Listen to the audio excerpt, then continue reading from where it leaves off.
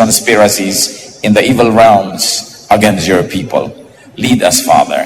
Pagpalain niyo rin po mga mahal namin sa buhay na hindi namin kasama ngayon. Take over, be our speaker. We seek you, Father, in the name of Jesus, our Lord, our Savior, our friend, and our healer. Life is TNS, R&R. What about tension and stress? Marami po mga definition ng tension, but it can be simply defined as pressure. Tension means may pressure. An inner striving, sometimes a deeper meaning, unrest, imbalance, often with psychological indication of emotion. May tension. Ang buhay araw-araw maraming tension. At siguro hindi na kailangan sobrang i-define yan dahil nararanasan ng maraming tao yan parati. In life, it can also be full of stress. Stress can be defined as a physical, chemical, or emotional factor that causes bodily or mental tension. It's a factor that sometimes causes disease.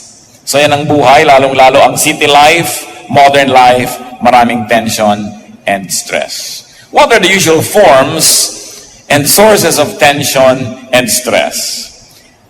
We must take note that tension and stress are not unique to modern and to urban life. Although maraming pagkakataon in modern and urban life na magkaroon ng tension and stress. Uso na yan nung araw pa. Kahit noong Ice Age, maraming problema noon, nagkakaroon ng cold ice sheets. Even during the Jurassic Age, dinosaurs were stressed among themselves. May mga stress and tension na rin siyempre sila. Sa panahon ng Stone Age, so tinatawag ng mga Paleolithic period, animals and rival hunters had tensions among themselves. Trespassers and tribal wars, uso yan at nagbibigay ng stress ng Neolithic period. Kung kayo ay nagsusubscribe sa ganitong mga pagsukat ng panahon. During the Bronze Age, there was a lot of invasion, a lot of wars. And during the Iron Age, imperial wars, dahil na-invento na yung mga espada, mga bakal, mga sibat, sobrang daming stress ng mga tao dahil nag-aagawa ng mga kingdoms. There was always, nearly always, food shortage. Lalo sa mga population centers, that was very stressful. At kung kayo ay nagkataon na slave, that's very stressful because you had no control over your life at lalong-lalo yung mga mahihirap. During the medieval times, religion was a stressor.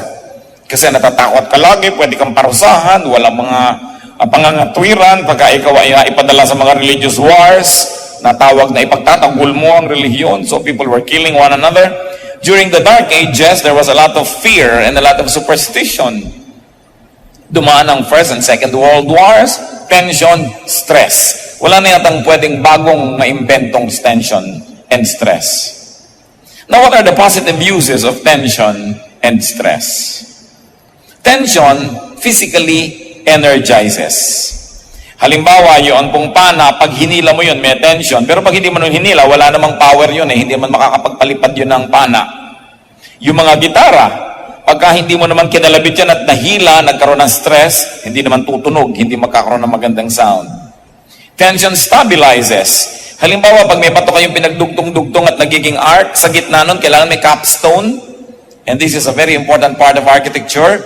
Because without the capstone, and if the stones are left to relax among themselves, they'll collapse. Kaya pag nakakita kayo ng mga lumang mga building na may mga batong nagkaipon-ipon, sa gitna, merong capstone yun, na usually parang korting V. It keeps everything in place. Because of the stress and the tension suffered or experienced by the stones, they remain where they are. Garter. Kung walang stress yung garter nyo, lalaglag yung ginagarteran. Matatanggal, di ba? Kaya mabutit may stress. Yung rubber band, kung hindi yan na-i-stretch, and therefore there is stress there and tension, hindi niyan kayang hawakan yung gusto niyong talian niya. So, tension and stress stabilize, they challenge and develop many forms of strengths. Ang pinag-uusapan natin ay hindi lang ganyang uri ng tension and stress, kundi yung mga tension and stress na nararamdaman ng tao. Nararamdaman ng kanyang katawan, at siyempre kasunod na mararamdaman ng kanyang isip, ng kanyang emosyon, ng kanyang espiritu. Now, ang sagot ng tension and stress ay rest and recreation. Halimbawa, pag kayong gitara, hinila ninyo, may tension. Pag binawalan nyo yon, luluwag, rest. Laging merong ganon ang buhay. Ang mga bato, pagka mainit ang panahon at lumalamig ang panahon, pagka gabi at araw, lumalaki, lumiliit yan. Kaya yung paa natin, hindi pareho ng size yan sa umaga at hindi yung size sa tanghali at sa gabi. Dahil lumalaki, lumiliit, nagkakaroon ng tension and stress. Now, what about rest and recreation, especially rest? Rest is defined as freedom from activity or labor. Very, very physical rest.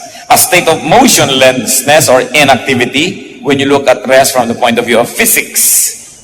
Rest can also be tinatawag nating pahinga. No? Yung pahinga ng tao, yung pahinga ng hayop, yung pahinga ng mga napapagod. What about recreation? It means to create again, to restore, to refresh something that got tired. Someone who was stressed and who was subject to a lot of tension. What are the forms of rest? Common forms of rest: stoppage and blocking of the source of tension and stress. So, nagbubuhat ka halimbawa ng mabigat na bakal sa gym, that is the tension and stress. Pag binitawan mo yun, that's your rest. Meron kang mabigat na binubuhat, binitawan mo, rest. Meron kang inaakyat na matarik na lugar, huminto ka ng pag-akyat, rest. So, tinitigilan natin at pinapatigil ang pagdating ng stress. And what are the uses of rest?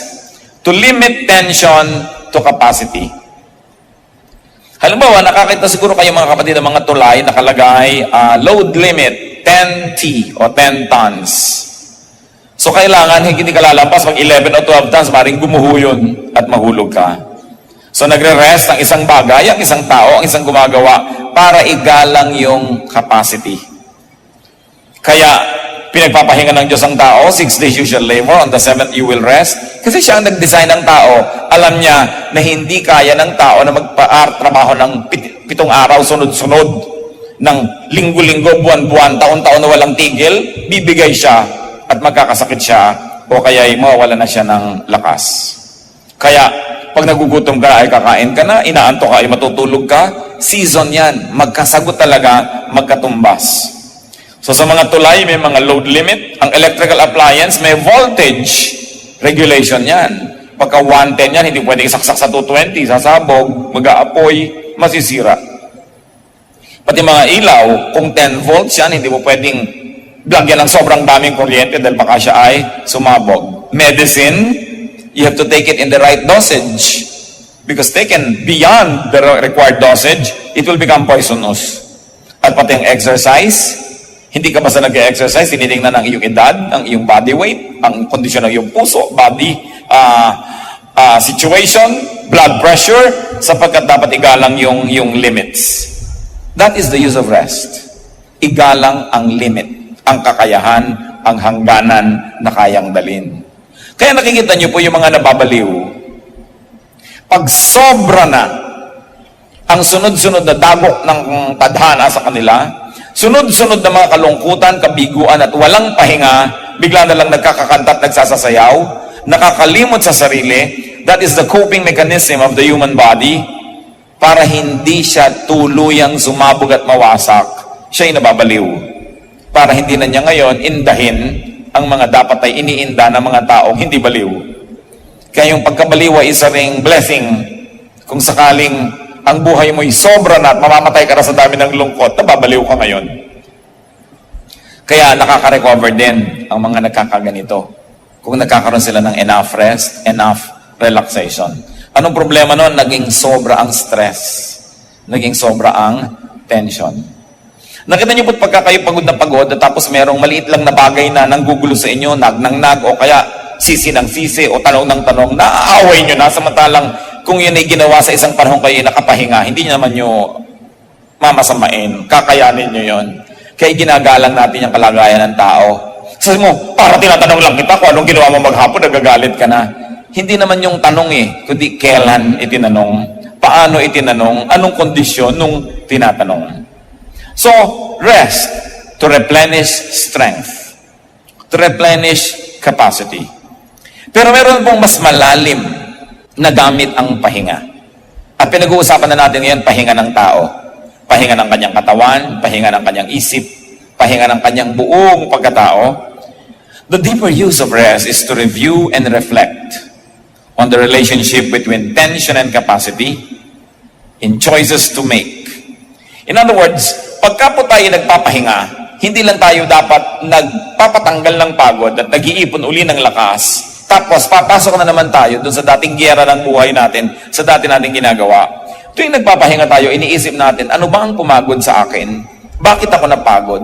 Paano ako napagod? At paano ko iiwasan na mapagod muli ng ganito?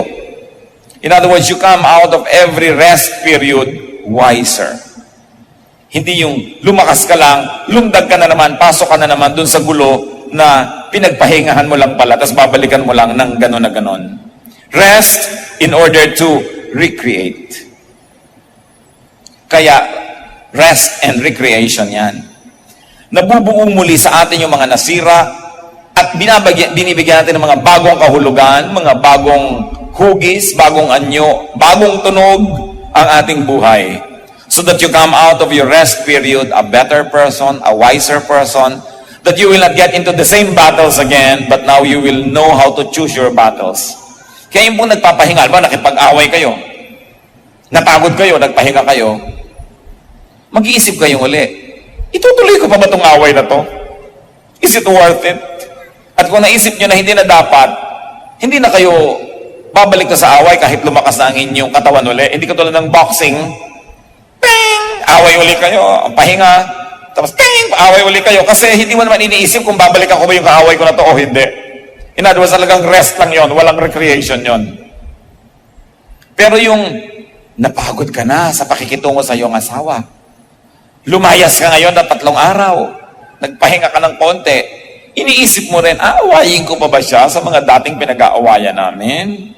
Susukatin ko pa rin ba sa mga dating sukatan? Gagalitin ko pa rin ba ang sarili ko na hindi niya na ilalagay yung medyas sa lalagyan ng marumi? Iniiwan yung mga tuwalya, bimpo, parang sundan mo siya, ang dami niyang kalat. Oh, nakakapagod na to. Hindi ko na nga siya aawayin tungkol doon. Yun ang recreation. You don't only just rest, but you recreate your situation so you come back into your life from which you were resting for a while, a much better person. And what is our very positive view about being tired? Tiredness inevitably leads to rest.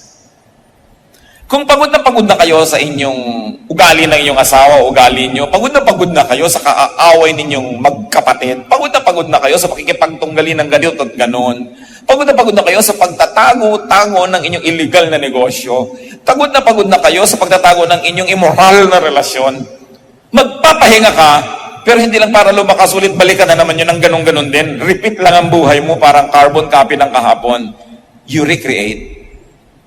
You say, what is my life all about? Uubusin ko ba talaga ang lakas ko sa ganito? Paulit-ulit, walang asenso. Ang buhay ko paikot-ikot, parang Ferris wheel. Kahit ilang ikot at ikot ang mangyari sa akin, pagbaba ko, nandun pa rin ako. I did not cover new ground. So what is nice about being tired? I wonder what makes you tired now, mga kapatid. Halimbawa, nagiging pagod ba kayo dahil araw-araw nagko-commute kayo mula sa halimbawa ay sa Apalit, Pampanga patungo sa inyong trabaho? So, gumigising kayo ng alas 4 ng umaga, nakakauwi kayo ng alas 12 ng gabi. At sa araw-araw ginagawa nyo yun, hindi lang kayo natutulog ng konti para gawin nyo, isipin nyo, magbo-boarding house ba ako? Diba? O dito na lang ba ako magtatrabaho sa Apalit? Iniiba mo, hindi ka lang nagpapahinga para pasok ka na naman ng pasok sa gulong pinagpahingahan mo lang sandali.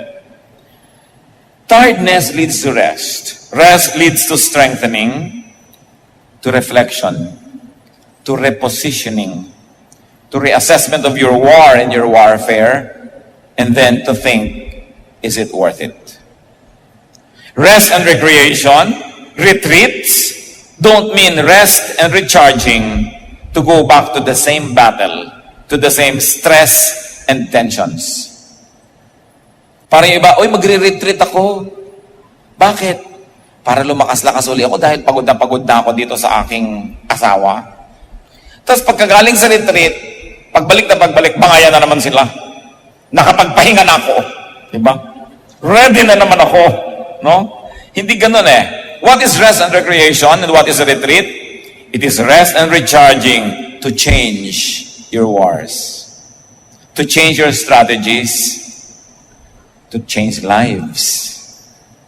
Dahil pag nagpapahinga ang katawan, kasunod na napapahinga ang emosyon, napapahinga ang isip. Kaya yung pagpapahinga, hindi lang pagpapalakas uli sa ating mga muscles. Pagbubulay-bulay, pagninilay-nilay, pag-iisip-isip, paghuhunos dili, pagbabagong loob. Malalalim na mga salita, pero meron niyang konsepto sa ating kultura. Kaya sinasabi, mag-isip-isip ka. Magnilay-nilay. Kaya dapat ang mga bahay nung araw, lahat ng bahay, mayamat mahirap, may silyon. Kasi si silyon ka doon, uugoy-ugoy ka. Nakakapag-isip-isip ka. Hindi yung basta-basta na lang mga dalos-dalos at mga nagmamadaling mga pasya. Rest in order to change your approach to life, to the same problems that keep repeating, walang asenso. Rest so that you can change your methods. Rest so that we can change our lifestyles. Now, what are the lessons from tension and stress? Rest and recreation of life. Life is about seasons. Nakakailang tag-araw na ba at tag-ulan kayo ng inyong buhay? Nakakailan na ba kayong gabi at araw? Nakakailang leap year na ba tayo? Kung ikaw'y taga-tabing dagat, nakakailang high tide and low tide na yan.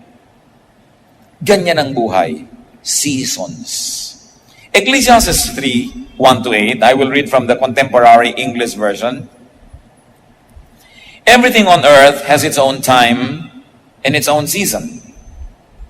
There's a time for birth and death, planting and reaping, for killing and healing, destroying and building, for crying and laughing, weeping and dancing, for throwing stones and gathering stones, embracing and parting.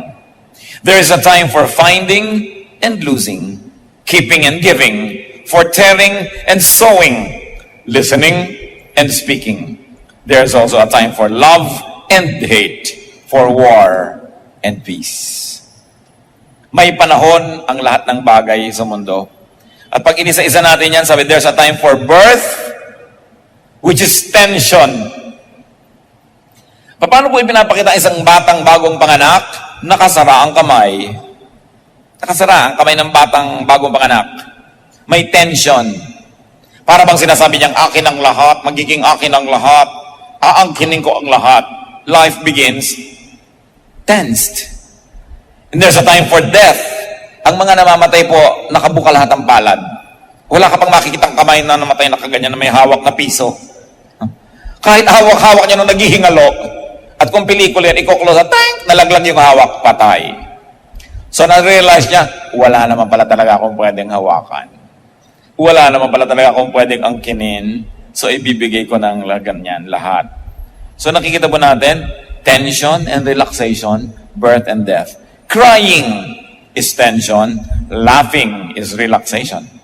Kaya sinasabi nila, if you want to relax, laugh. Watch a comedy. Have fun. Meron naman mga lungkot-lungkot na sa buhay, pasanaan daigdig, manonood pa ng drama. Iyak-iyak na yun, mugto-mugto ang mata. So lalong na tense ang tao. There's a time for weeping, tension, and a time for dancing, releasing tension. No? Nakaka-release ka ng mga toxins sa iyong katawan, papawisan ka, so you release tension. There's a time for keeping a closed fist, which is tension, and giving open fist, relaxation. A time for hate, kaka-tension. A time for love, nakaka-relax. A time for war, tension. A time for peace, relaxation. In other words, sinasabi po ni Solomon, mga kapatid, ang buhay ay ganito, tension and relaxation. Huwag na kayo magtaka, tanggapin nyo yun. Kung napatapat ka ngayon sa tension, di ma-tense ka. Ngayon, bukas, relaxation, mag-relax ka. Ang isa namang napakawala sa lugar, yung panahon para ma-tense, ay relax na relax.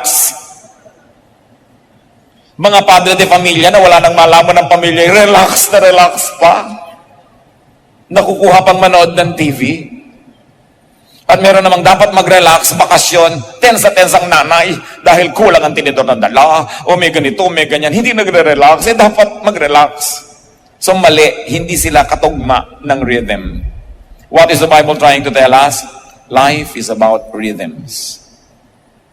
Sunrise, sunset, high tide, low tide. Wala kang mapapala, kapatid, na ipagluksa ang low tide tuwing naglo-low tide. Sa matuwa ka't hindi, maglo-low tide at mag-high tide, lalo kung taga-Malabon ka.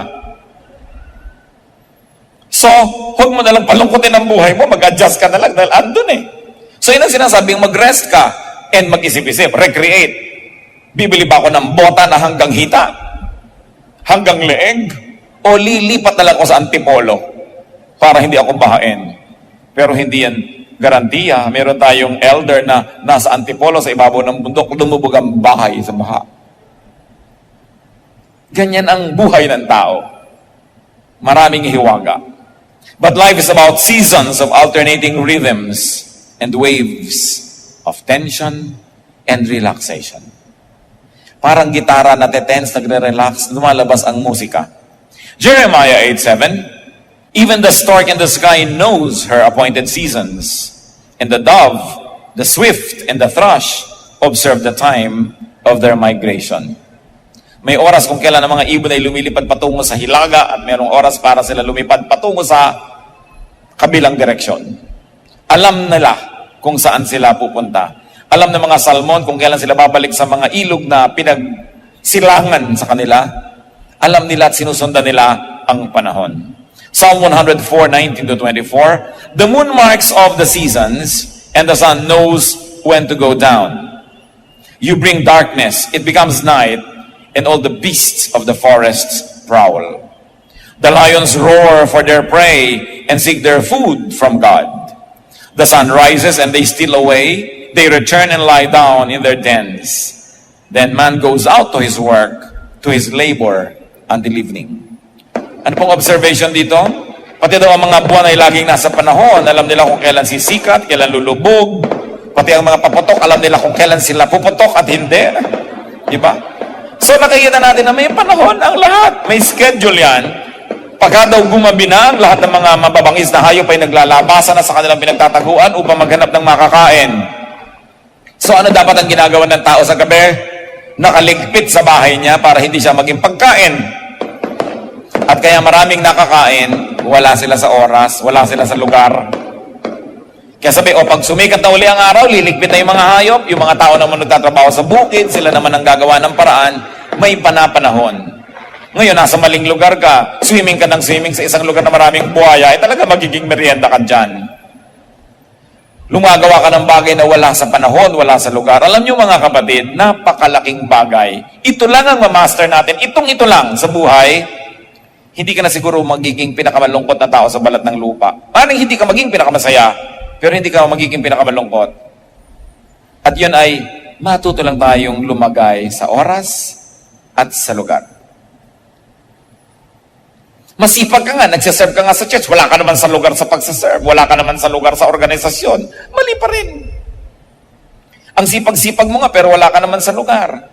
Pinagod mo na ang iyong katawan, nahirapan ka na, nagkasakit ka na, namatay ka na, hindi ka pa rin umasenso.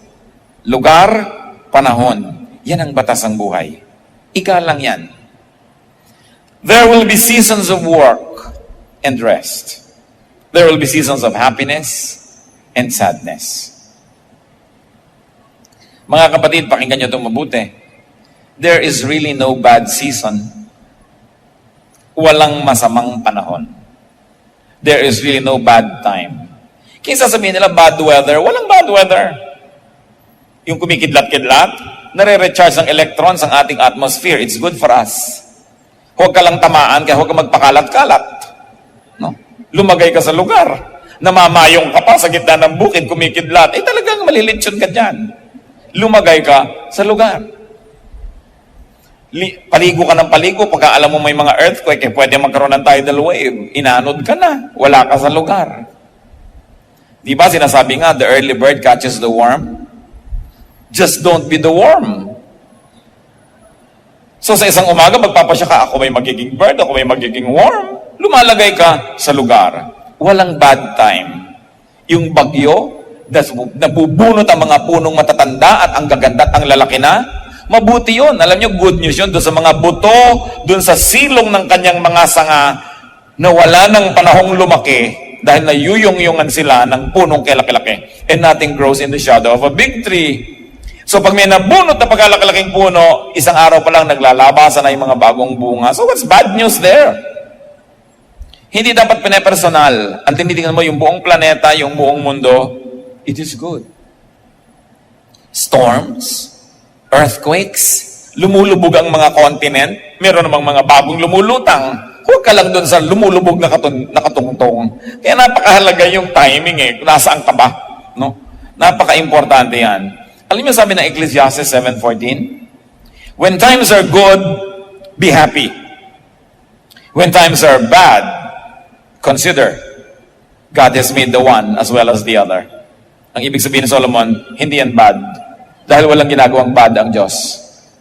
Sabi niyo, ay bad naman, namatay ang mahal ko sa buhay. Pero lalo namang masamang di na yan mamatay kahit kailan. 300 years old na, buhay pa. So, napepersonal lang kasi natin. Pero natural ang tao ay mamamatay. Di nagsiksika na tayong lahat dito kung walang namamatay. Kung lahat ng dalangin ng tao, Diyos ko po, huwag mo pong kukuhanin itong pabuhayin mo siya. Pag pinakinggan ng Diyos, lahat yung panalangin yan, hindi nagsiksikan tayo, mamamatay din tayo sa food shortage, mamamatay din tayo sa dami ng mga diseases. So, hindi yan bad. Kaya lang, pag may patay naman, yung sabihin, ay good, namatay na siya. Pero alam niyo, ganyan talagang buhay. So, paano natin i-apply yun? Nangyari sa ating buhay, malungkot tayo, pero huwag sobrang malungkot dahil gano'n talagang buhay eh. Sabi ng Bible, a time to be born and a time to die. Alam niyo yung good news, if somebody died, ibig sabihin that somebody was born. So yun ang good news, laging may kakambal. Ang dilim may kakambal na liwanag, ang gabi may araw, ang pagkapanganak may kamatayan, kambal-kambal yan. Hindi pwedeng kalahati lang. Anong gusto mo sa yoyo, kalahati? Hindi yan iikot. May balance. Huwag nating sobrang pepersonalin ang mga nangyayari. Lalo't yan ay batas ng kalikasan, lalo't yan ay batas ng buhay. So how can you relax in spite of the tension? Just go with the season. Swim with the current. Flow with time. And I don't mean morally ha. Hindi ibig sabihin sumunod ka sa agos ng immoralidad. Hindi yun ang pinag-uusapan. Yung agos ng panahon. Tag-init ngayon, edi mag-enjoy ka ng mga nagagawa ko tag-init. Huwag ka magreklamo ng magreklamong tag-init. Kasi pag taglamig naman, nagre-reklamo ka rin taglamig. Pag nasa Amerika ka, sabi mo, ay naku, mabuti pa sa Pilipinas, ganito, ganon. Pag nasa Pilipinas ka, naku, mabuti pa sa Amerika. Kahit saan ka ilagay, mali. Make every place that you set your foot on home. Kung anong pagkain nakaharap mo, enjoyin mo. Kung sabihin, ay masarap pa yung nilaga namin sa bahay. Wala ka sa bahay mo, ito yung nilaga ng biyanan mo. So, masarapan ka na kasi kakainin mo rin naman eh. Mag-adjust. May mga bagay tayong hindi naman nababago. At hindi naman dapat makipagyera tayo para baguhin pa. Samantalang mas madali kung lululunin mo na lang. And I don't mean morality and immorality. Let me be emphatic. Kasi siyempre, in areas of morality, naninindigan tayo. Pero konting-konting giyera sa buhay, ang karapat dapat ipaglaban. Marami, hayaan mo lang. Lilipas din yan. Get on with life. Get the most out of life. Give the most that you can give. And when it's time to die, die. Huwag gumawa ng mga pagsisisihan. At kung nagawa na, huwag ng pagsisihat na tapos na, baguhin na lang next time. At kung sasabihin nga natin, may nangyayari, charge it to the calendar. Sabihin mo, well, it's time to mourn. Wala tayong pera ngayon, mga anak, it's time to go simple. O marami tayo ngayong pera, well, it's time to enjoy it and share with others and thank God. Ang dami nating trabaho, well, it's time to work, walang matutulog. O wala tayo ngayong gagawin, it's time to sleep, long sleeps. Kung ano ang pinapayagan, anong ipinagagawa ng pagkakataon, huwag nang makipagtunggali dyan. Charge it to the calendar, charge it to time, and get on with life. Another lesson, of course, is to face, handle, manage, direct, and control your tension and stress. Bagamat, may mga tensions and stress na hindi natin maiiwasang dumapo sa ating buhay, pwede naman nating i-manage. Pwede nating bawasan ang damage. Pwede nating pakontiin ang kanyang bigat kung meron lang tayong technique. Alam nyo, pati weightlifting, kung may technique ka, kaya mong buhatin yung pagkabigat-bigat ng mga bakal, meron ka lang dapat technique. Sa mga dancers, sa ballet halimbawa, yung kahit maliliit yung lalaki, kaya niyang buhatin yung babaeng ganun, kung meron silang technique, how to do it. Most of the time, it's your technique that makes or breaks you. So know, regulate, direct your work and your work days. At dito kilala ang tao na napakatalino, magaling tayong gumawa ng tools to make our work easier and more productive. Very importantly, when it comes to handling stress and tension, know yourself, know your limits. Kung tayo po mga kapatid ay hindi nagpapanggap, hindi natin pinapapel ang di natin papel, hindi tayo lumalagay sa hindi naman natin lugar, there is a lot of more relaxation. Pinang-aagaw ka ng pwesto ng may pwesto, lugar ng may lugar, pinipilit mong to stand taller than what you really are, you try to project what you are not, mahirap yon. Mahirap yung nagpapanggap, mahirap yung nagme-maintain ng isang kasinungalingan, mahirap yung may itinatagong lihim, mahirap na pinupuno natin ang sarili natin ng stress, pwede naman wala. Nagpapanggap kang mapera at mayaman, yung pala'y wala, di sa umpisa pala sabihin, wala akong pera, di wala ka nga yung i-maintain na image. Napakahirap yung nabubuhay sa isang kasinungalingan. Kaya para tayong mag-relax, first is to know yourself, accept yourself, learn to love yourself, and by God's grace, continue to improve yourself so that you can love others also. Then, that's what life is all about. Kaya mahalaga na kung ano yung iyong talent, doon ka humanap ng trabaho o career. Kasi ang hirap ng sinusumpa mo araw-araw ang pagtatrabaho mo dahil hindi mo naman na-enjoy. And when you find a work that you enjoy doing, then you will not work for the rest of your life. That will be recreation. Ang mahirap, kahit ang gaan, hindi mo linya sa buhay. Mahirap yon. Pabalik-balik at lagi ko sinasabi, lumugar. Ilagay mo ang sarili mo sa tamang lugar, kilalanin mo ang iyong mga kakulangan at huwag kang magpilit na puno doon. At kung mapupuno mo, sa tamang paraan ay punuin, pero habang wala pa, yan ang buhay, operate within your limits. Nobody is perfect. Psalm 103:14, we are dust. Bagamat meron tayong espiritu ng Diyos sa atin, pero kasama din ang ating kabuuan, ay tayo ay likabok. Psalm 90:12, teach us to number our days aright. Make our days count. To live according to the seasons, according to the dictates of time, and not to go against it. Kung bata ay bata, kung matanda ay matanda. Hindi yung nababaligtad. Work within your limits, respect your capacity, do not be over-ambitious. Well, it's not bad to be ambitious, pero dapat bago ka mag-ambisyon, kilalanin mo ang iyong sarili. Kung talagang tumpak, bagay, at nararapat sa iyo ang iyong ina-ambisyon sa buhay. Mark 10:38, ito po yung mga sobrang mag-ambisyon. Dalawang mga disipulo ng Diyos, ang ambisyon nila ay umupo sa kaliwat kanan ni Jesus, doon sa presidential table sa kalangitan. Isipin yung ambisyon. Sabi ni Lord, you don't know what you're asking. Jesus said, can you drink the cup I drink? Or be baptized with the baptism I am baptized with? In other words, sabi ni Jesus, gusto mong umupo sa presidential table na upan ko? O sige, magpapako ka. Kaya mo? Opo. O kaya, mamatay ka. Kaya mo? Opo, kaya ko mamatay. Tapos nun, mabuhay ka pagkatapos. Ay, hindi ko na yata kaya yun. Ano? So kung hindi mo kaya magpapako, mamatay at mabuhay na muli, huwag kang mag-ambisyon. Kasi para sa akin yun, hindi yun para sa'yo. Alam nyo kung minsan, mga tao natetense ang buhay nila kasi naiinggit sila sa kapwa. Naiinggit sa pinsan na mayaman, naiinggit sa kapatid na maganda, naiinggit doon sa kakilala na gano'n ang posisyon, gano'n ang sweldo, gano'n ang privilege. Pero ang tanong, narating mo ba yung narating niya sa pag-aaral? Narating mo ba yung narating niya sa training? Yung karanasan ba niya ay karanasan mo? Yung talino ba niya ay talino mo? At yung mga sakripisyo ba niyang pinagdaanan, naging sakripisyo mo? Kasi kung hindi, wala kang karapatang hangarin para sa iyo, yung para sa kanya. At yan ang problema ng napakaraming tao, kaya nagkakagulo mga organisasyon mga kumpanya, mga samahang sibiko, maging churches, inaambisyon ng isang maging leader, wala naman siyang karapatan. Wala siyang karanasan, at wala siyang ginawang pagtutulo ng dugo para ma-earn niya yung kanyang posisyon. Ito namang bagong dapo, gusto niya, meron na rin siyang ganon. Hindi bagay. So, sobra ang stress, sobra ang tension.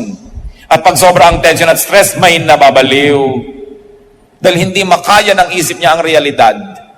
So, kumbaga, nagtitrip, kumbaga sa fuse, kumbaga sa bombilya ay napupundi. Kasi kinakaya ang di kaya.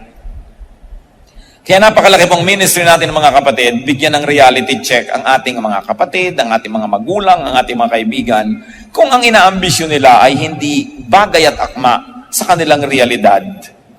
Kaya sasabihin mo, alam mo kapatid, yung inaambisyon mo, meron ka bang karanasan, meron ka bang kasanayan, may edukasyon, meron ka bang ganito at may ganon, genetically, bagay ka ba dyan? Kasi kung hindi, ibahin mong ambisyon mo, huwag mong kopyahin tong taong to.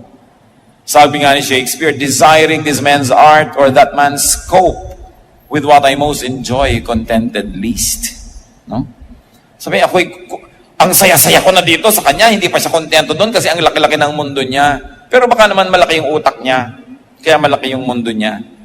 Ngayon, pag meron po tayong mga kasama, kamag-anak, kaibigan na nag-aambisyon, naiinggit, gusto niyang kopyahin yung iba, tapos hindi natin siya binibigyan ng reality check. Hindi natin sasabing, huwag mong kamainggit doon kasi magkaiba naman kayo Sabi nga ni Jesus, can you drink the cup I drink? Kung hindi mo kaya yun at hindi ikaw ang ganun, huwag mong ambisyonin para hindi ka mabaliw, para hindi ka sumabog.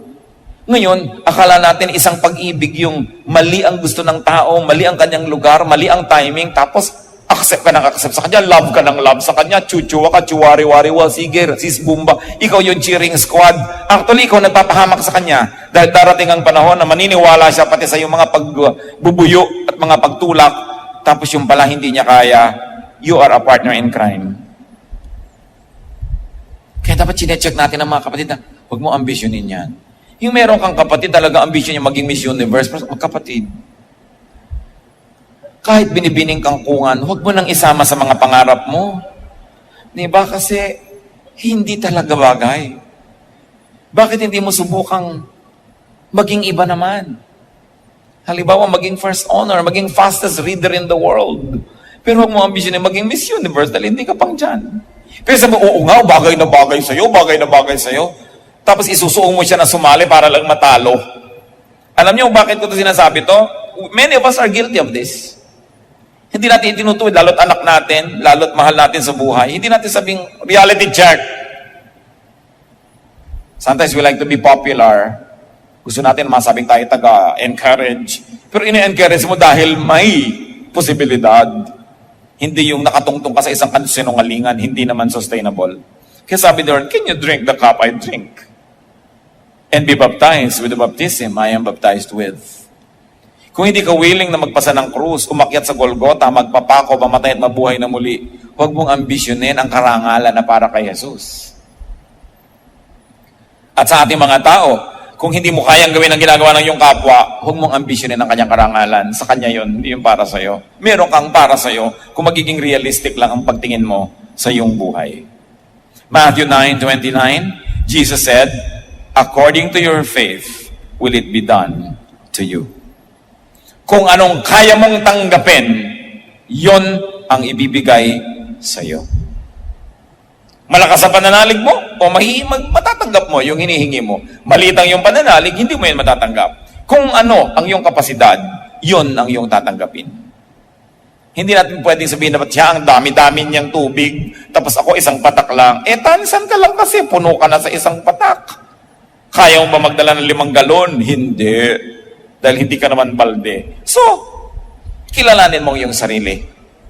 Kasi pag nakilala natin ating sarili na maliit tayo sa isang bagay, makikita nating malaki tayo sa ibang bagay. Dapat lang realistic.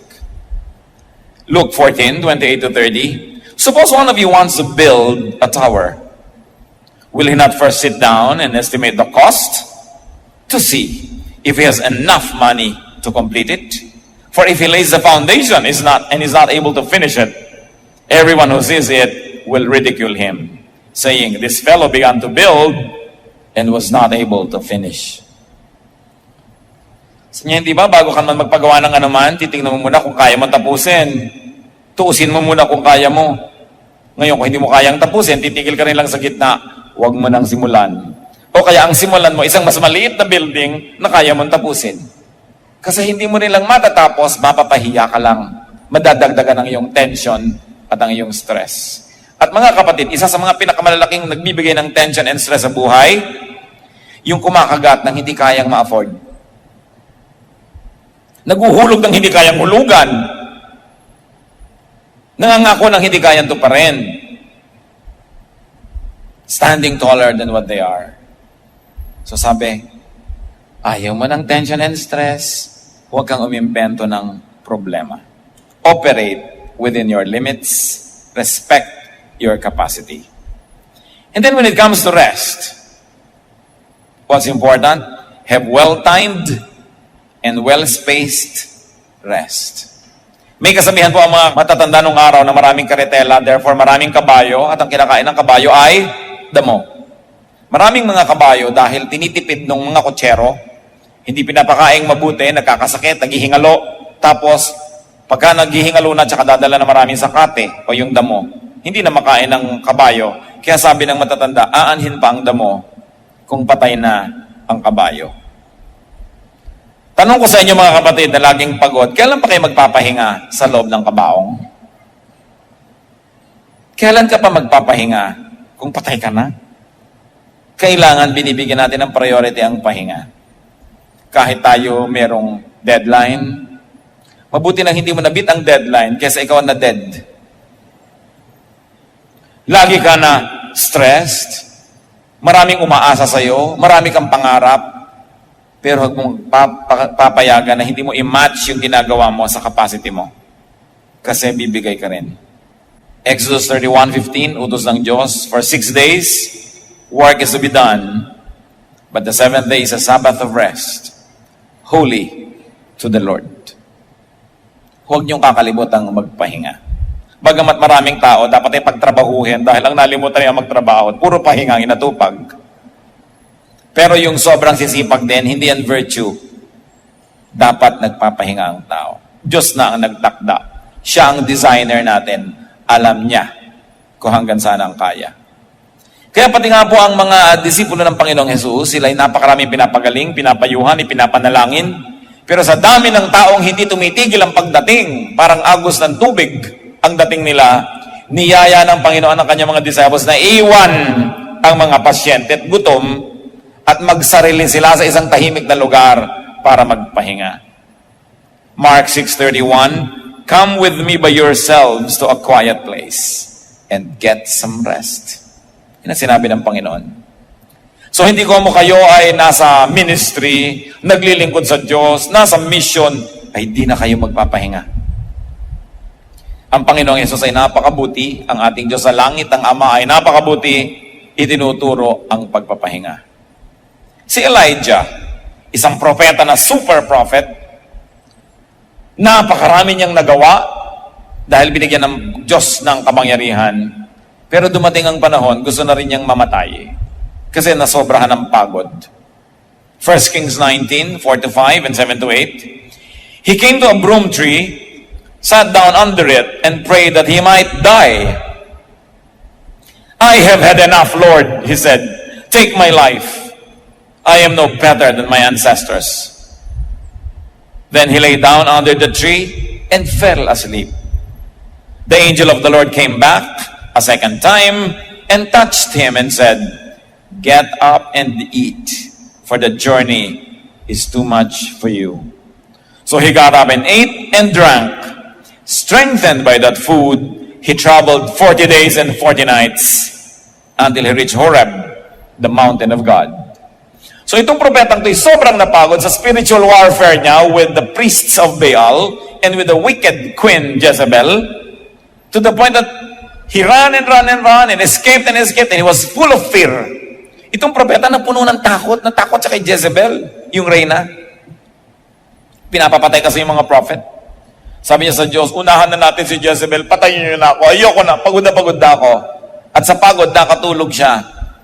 Naglagay ang anghel ng pitchel ng inumin at naglagay doon ng makakain niya. Nung ginising siya at pinakain, nakatulog siyang uli. Pinatulog naman. Tapos nilagyan uli ng pagkain, ginising na naman. Pinakain, sabi, kulang ka sa pahinga, kulang ka sa pagkain, kulang ka sa inumin. At nung nakapagpahinga, nakakain, nakainom, hindi na niya uli gustong mamatay. And he traveled 40 days and 40 nights. Listen here, brothers and sisters. Kung meron sa atin, and I hope wala, na kung minsan naiisipan nyo magpakamatay, kulang lang kayo sa pahinga. Magtigil-tigil kayo. Magpahinga ka. Ipangutang mo para ka makapagpahinga kaysa ipangutang ang iyong ataol.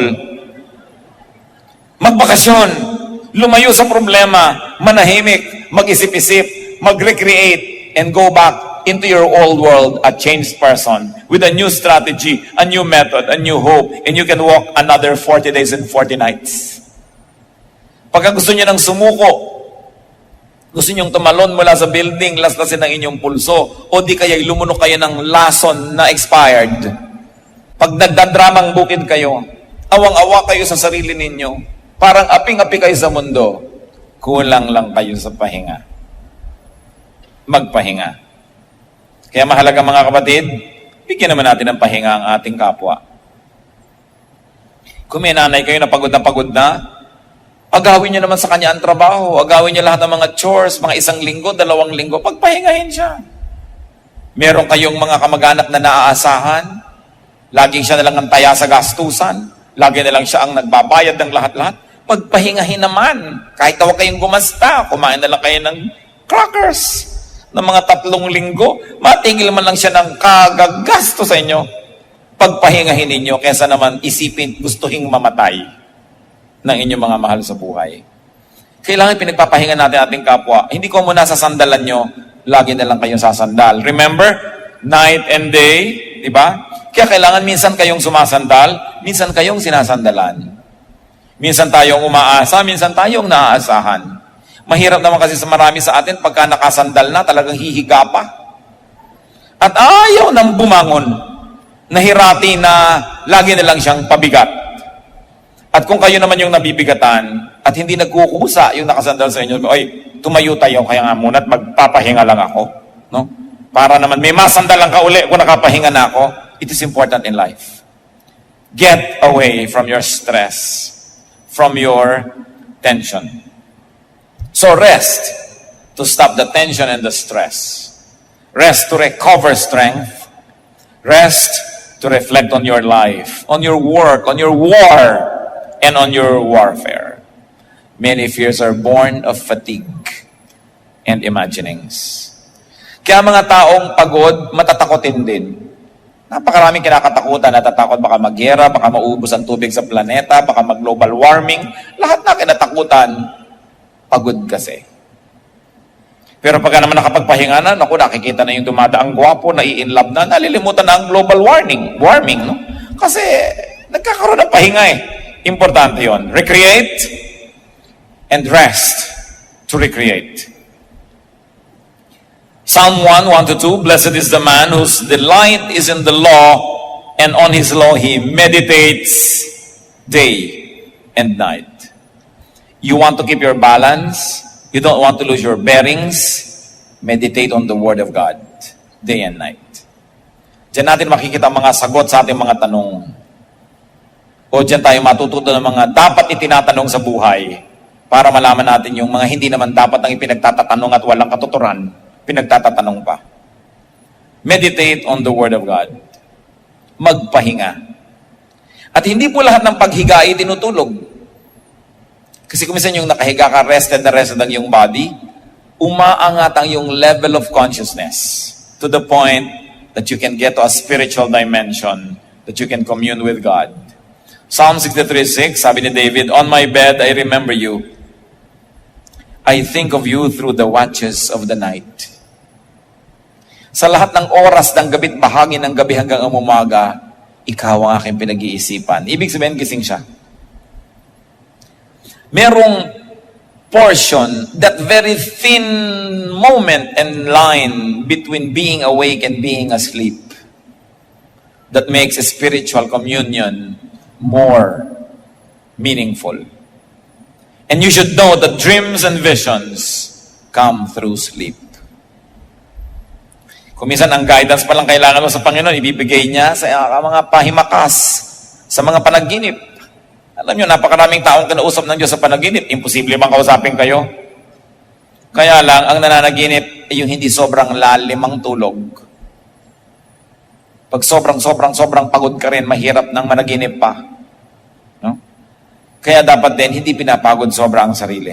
Daniel 7:1, Daniel had a dream, and visions passed through his mind as he was lying on his bed. Merong tinatawag na twilight zone, na half awake, half asleep. And you should give yourself that kind of time. Hindi yung panood ka ng panood ng video, nakakatatlong palit na ng video hanggang hindi talaga nagdidikit ang mata mo, hindi mo papatayin at di ka matutulog. Wala ka ng panahon mag-vision noon.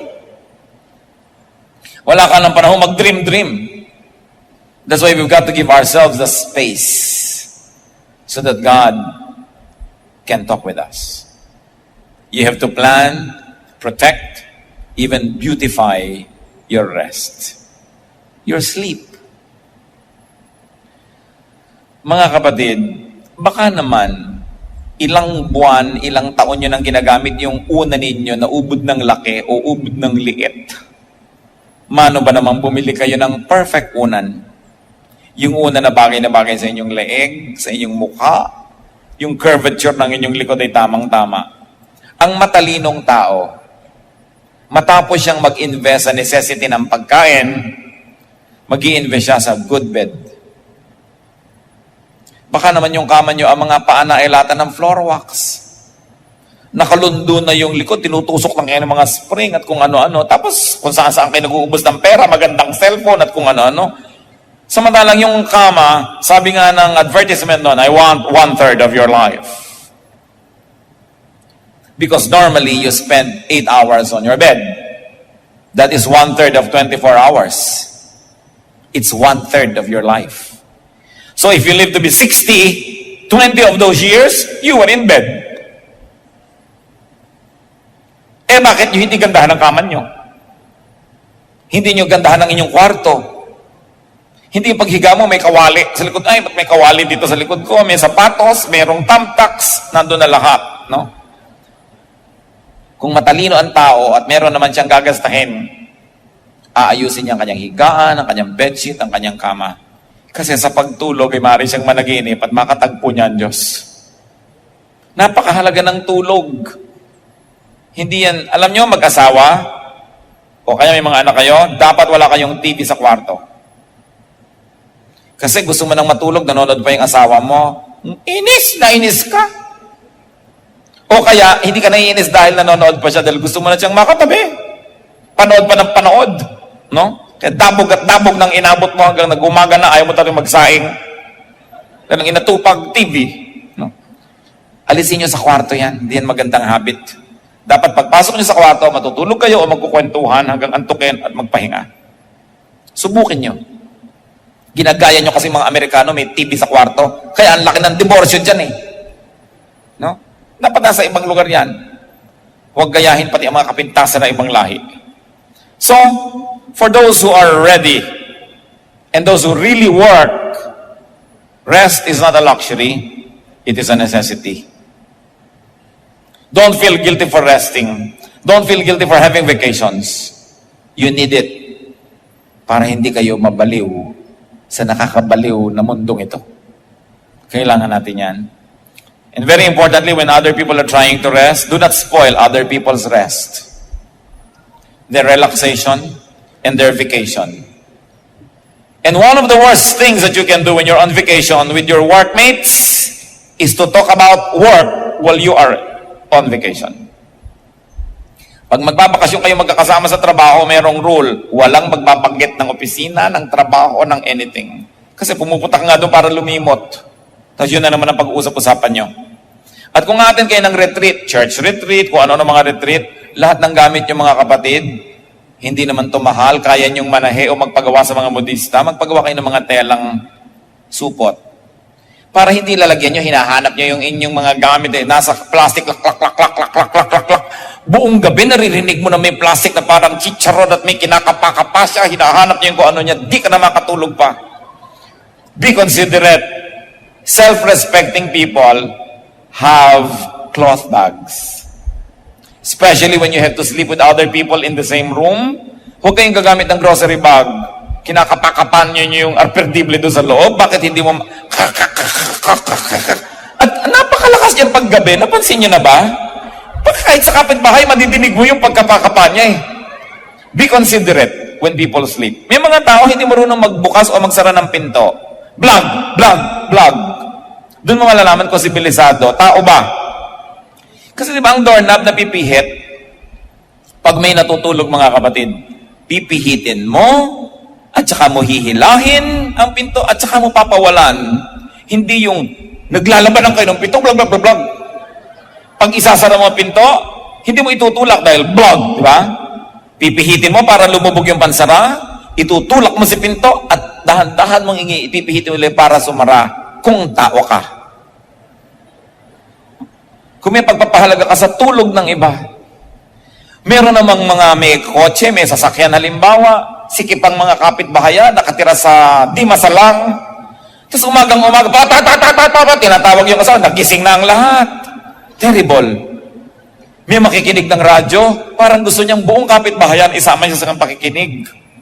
Kung ano yung teritoryo niyo mga kapatid, hanggang doon lang dapat ang sound niyo. Dapat lumalabas sa kabila. Napakalaking salot yung karaoke sa buhay, ano? Lalo't hindi ikaw ang kumakanta. Dahil peste ka. Puro naman mayway, wala nang ibang kanta. Nakakainis na. So anong importante? Respect people. Therefore, you have to respect their ears, their silence, their rest. Kaya hindi ba marami sa mga karaoke nagsasaksakan, nagbabarilan, nagkakamatayan, kasi nadidisturb sila eh. You get agitated. So do not spoil other people's rest. Huwag kayong text ng text sa mga tao, lalo't nagbabakasyon. No? Huwag tayong tawag ng tawag. Bago kayo tatawag, yung cellphone na yan, napakalaki talaga niya na rudeness. Maliban na lang, sobrang close kayo sa isang tao, at kahit mga close kayo, kung siya'y nagtatrabaho, may mga kaopisina, text before you call. Don't just call. You don't know if the person is ready to receive a call. No? Sabi mo, may I call? Is it a good time to call? Hindi call na lang kayo ng call kahit anong oras kung available kayo. Importante, iginagalang natin ang pahinga ng iba. Kahit hindi sila natutulog, yung pahinga ng kanilang isip. Meron kayong sasabihin sa asawa nyo, nasira ang pinto natin, pwede naman maghintay pagdating niya. Ba't kailangan sabihin nyo pa ng umaga-umaga pa lang sa kanyang? Wala pa naman siya magagawa. May mga bagay na dinedelay. Lalong-lalo ang asawa nyo nagtatrabaho abroad. May lagnat ang anak natin, dear. Kung hanggat hindi mo talaga nanganganib na kailangan mo sabihin, mamamanage mo naman, makakatulong pa ba? Naguluhin mo siya para sabihin ng ganong bagay? Sa kadalasan kasi gusto nating gumaan ng ating pakiramdam, ibubunto natin ng bigat sa kapwa. So kailangan nabibigat ang kandalin mo kaysa ipasa mo sa iba na hindi naman makakatulong sila, wala silang magagawa. Anong mapapala mo? Naguluhin pati sila. Rest. Allow people to rest.